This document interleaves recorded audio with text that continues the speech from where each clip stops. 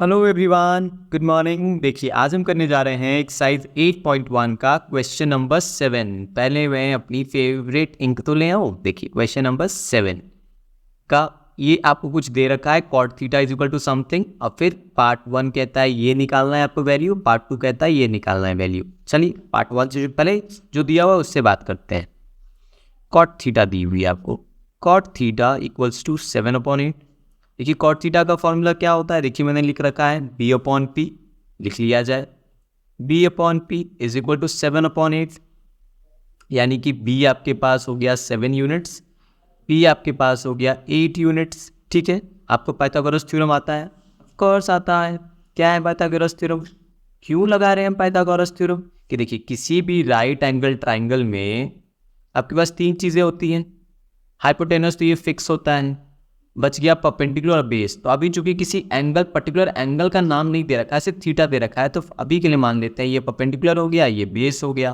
तो परपेंडिकुलर आपको 8 यूनिट्स दे रखा है, बेस आपको ये 7 यूनिट्स दे रखा है।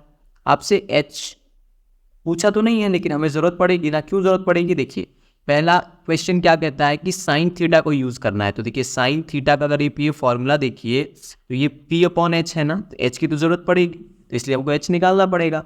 तो by Pythagoras theorem h square is equal to P square plus B square होता है। ठीक है, p कितना है 8 का स्क्वायर, b कितना है 7, तो 7 का स्क्वायर कितना हो गया 8 8 ज़ा 64, 7 7 ज़ा 49।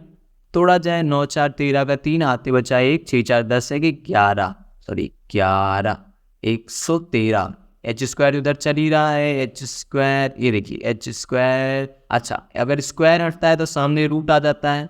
113 तो एक मुझे जहाँ तक लगता है एक प्राइम नंबर है।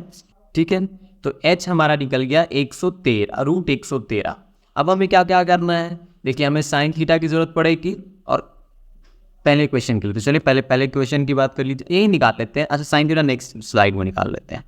देखिए तो हमारे पास साइन थीटा क्या हो जाएगा? साइन थीटा का फॉर्मूला होता है p/h। p हमारा दे रखा है हमारा 8 और h निकला रूट 113, लिख लिया जाए 8/√113। चलिए पहला क्वेश्चन उतारा जाए। पहला क्वेश्चन कहता है 1 plus sine theta into 1 minus sine theta.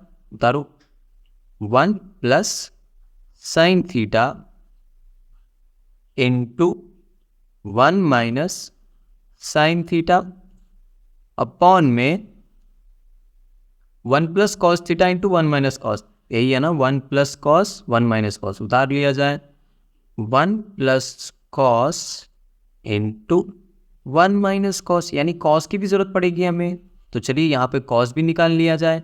Cos theta का फॉर्मूला क्या होता है? b/h। b हमारे पास क्या दिया हुआ था? आई थिंक 7, हाँ जी b 7, h है हमारा 113, यानी 7 और h हो गया हमारा रूट 113।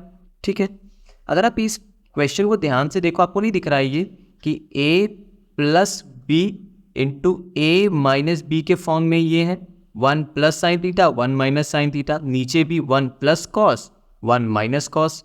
यानी आपने एक फॉर्मूला पढ़ रखा है ना कि a plus B into A minus B कितना होता है? A square minus B square, यानी 1 का स्क्वायर माइनस साइन थीटा का स्क्वायर।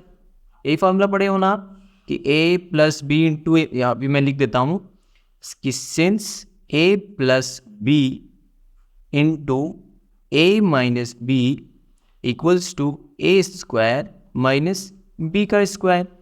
क्लियर हो रहा है आपको? देखिए तो 1 माइनस साइन थीटा का होल स्क्वायर, इसी तरह 1 का स्क्वायर माइनस कॉस थीटा का स्क्वायर। सेम क्वेश्चन है ये भी, मतलब सेम फॉर्मेट में है ये भी। देखिए 1 का स्क्वायर तो 1 हो गया, माइनस का माइनस, साइन थीटा आपने क्या निकाल रखा है 8/√113, तो 8/√113 का होल स्क्वायर। देखिए ये जो डिवाइड, ये जो इस तरीके से डिवाइड है, इसको मैं ना ईजी करने के लिए ना एक काम करता हूँ, इस तरीके से लिख लेता हूँ। ये देखिए डिवाइड चलेगा आपको?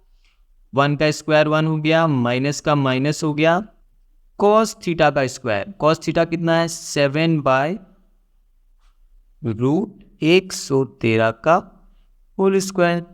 चला जाए नेक्स्ट स्लाइड में, ये हो गया 1 माइनस 64/113 लिखा जाए।